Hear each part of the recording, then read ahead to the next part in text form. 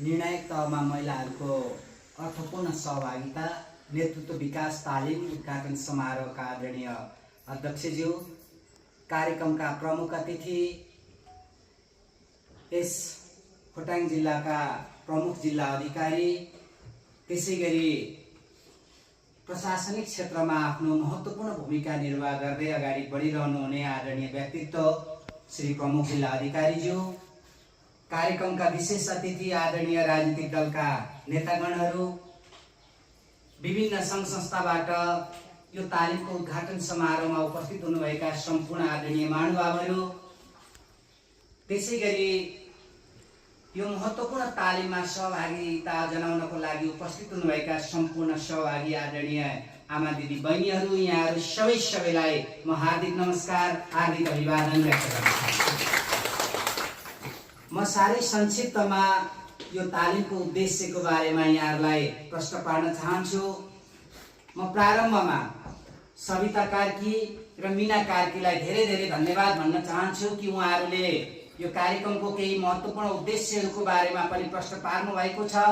त्यसैगरी यो तालिमलाई सहयोग गर्ने सहयोगी संस्था टेवाको सन्दर्भमा पनि महत्त्वपूर्ण विषयवस्तुहरू राखिसक्नु भएको छ र हामीले विशेष गरी यो तालिममा उपस्थित भएको हुनाले हामीले यो उद्घाटन सत्रलाई सकेसम्म छोटो गर्ने र हाम्रो तालिमलाई नै प्रभावकारी बनाउनु पर्ने भएको कारणले गर्दा मैले धेरै लामो विषयवस्तु यहाँहरूसँग राख्दिनँ।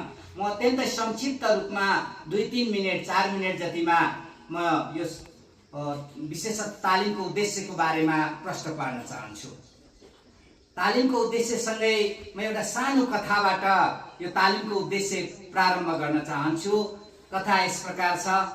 यही सिजन, घाम लागेको सिजनमा एउटा खरबारीमा एउटा स्याल र खराएको भेट भएछ।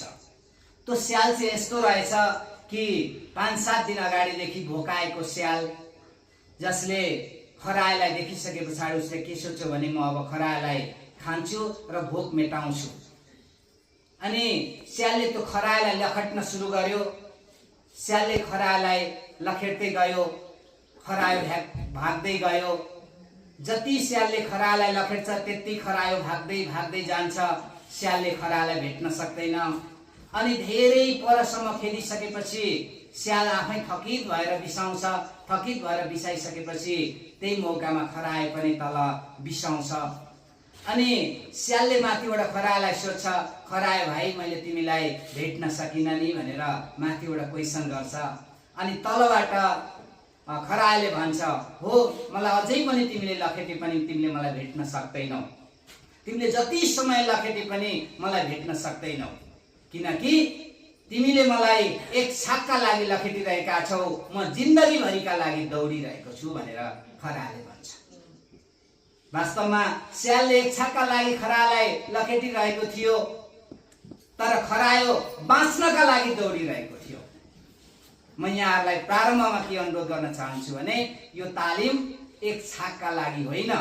खराएको जस्तो तपाईको जीवन निर्वाह गर्नको लागि, आफ्नो भविष्य निर्वाह गर्नको लागि अघि सविता कार्कीले भन्नुभए जस्तै राजनीतिक क्षेत्रदेखि लिएर हरेक राज्यका निर्णायक तहमा अर्थपूर्ण सहभागिता राख्नको लागि यो तालिम तपाईको लागि कोसेढुङ्गा साबित हुनेछ भन्ने मैले विश्वास लिएको छु। यही विश्वासका साथ यहाँहरूले यो तालिमलाई अत्यन्त महत्त्वका साथ लिनुहुनेछ। मलाई प्रमुख प्रशिक्षकको रूपमा यहाँले समय दिनुभएको छ।